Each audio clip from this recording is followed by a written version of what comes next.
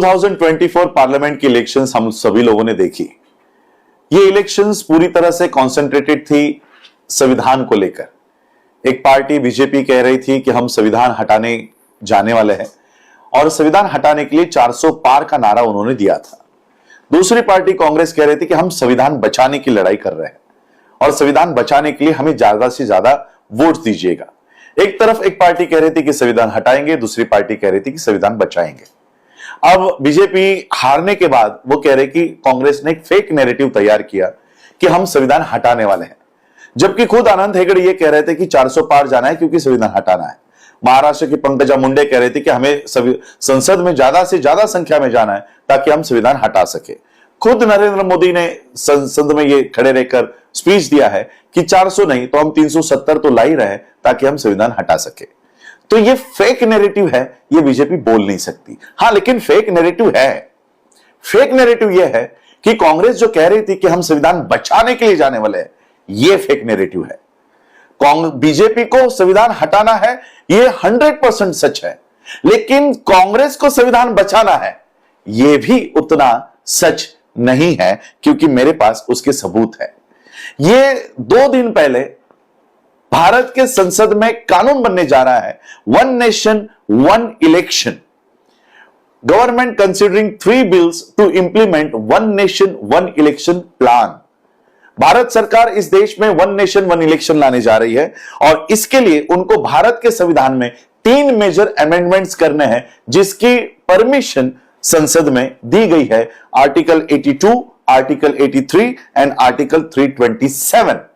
ये 3 आर्टिकल्स में पिछले हफ्ते में बहुत बड़े अमेंडमेंट्स भारत में हो रहे हैं। अब मुझे बताओ, जो कांग्रेस ये कह रही थी कि हमें संविधान बचाने के लिए अंदर जाना है, ये अमेंडमेंट्स जब हो रहे थे तब राहुल बाबा क्या सो रहे थे?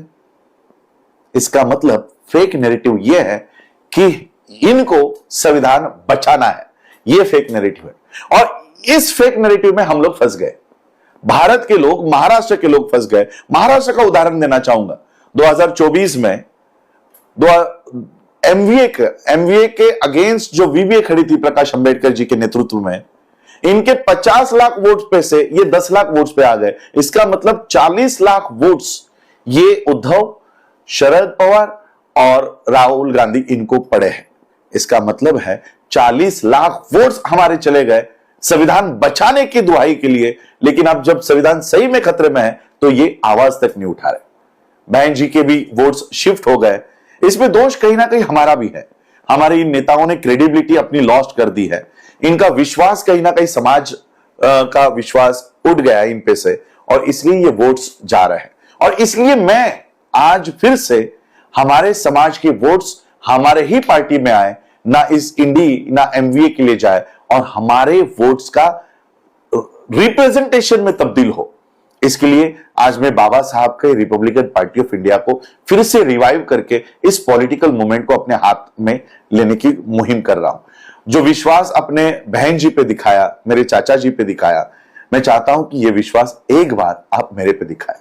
याद रखिएगा, मैं उस डीएनए से हूं जिस डीएनए ने इस देश में 2500 साल की गुलामगिरी को 60 साल के उनके जीवन कार्यकाल में खत्म कर दिया। उस डीएनए को लेकर मैं चल रहा हूं। हमारे महाराष्ट्र के बौद्धों को मैं ये अपील करना चाहूंगा कि जो विश्वास अपने बाला साहब पे दिखाया, एक विश्वास इस बार महाराष्ट्र के असेंबलीज में मुझ पे दिखाइए, ताकि बाबा साहब ने जो रिजर्व सीट्स गांधी के जान के बदले में हमको हासिल करके दी है, उस रिजर्व सीट्स पर आज बीजेपी का और कांग्रेस का कब्जा है। क्या इनको नैतिक अधिकार है? अरे गांधी जी के जान के बदले में, प्राण के बदले में आपने हमको ये सीट्स दी है, वो सीट्स भी आप हमसे चुरा रहे हो। बीजेपी संविधान हटाना चाहती है और उसी संविधान के सीट्स आप हमसे चुरा रहे हो। और इसलिए इन सीटों पर मैं अपने उम्मीदवार, बौद्धों के उम्मीदवार, अंबेडकरिज्म के उम्मीदवार, जो बाबा साहब को मानते हैं, ऐसे उम्मीदवारों को खड़ा करके इनको महाराष्ट्र के असेंबलीज में भेजने की मुहिम खड़ा कर रहा हूं। सारे 29 के 29 सीट्स में लड़ाने वाला हूं और इसलिए सारे बौद्धों को मैं ये अपील करना चाहता हूं, एक भी वोट जाति के नाम पर, धर्म के नाम पर, खून के नाम पर हमें अब बांटने नहीं है। जो विश्वास ऑलरेडी जिन्होंने गवा दिया है, फिर से वो अगर विश्वास हासिल करके हमारे वोट खत्म करना चाहते हैं तो इसको हमको कहीं ना कहीं रोकना होगा। आपका एक एक वोट आपके प्रतिनिधि को चुनने के लिए डालना चाहिए, ना कि किसी और को जितवाने के लिए। बाबा साहब ने वोट का अधिकार आप खुद को राजा बनने के लिए दिया है, किसी और को राजा बनाने के लिए नहीं। इस वोट का अधिकार का इस्तेमाल ठीक से कीजिएगा। इतना ही कहना चाहता हूं, बस इतना ही अपील करता हूं। जय भीम, नमो बुद्धाय, जय भारत, जय संविधान।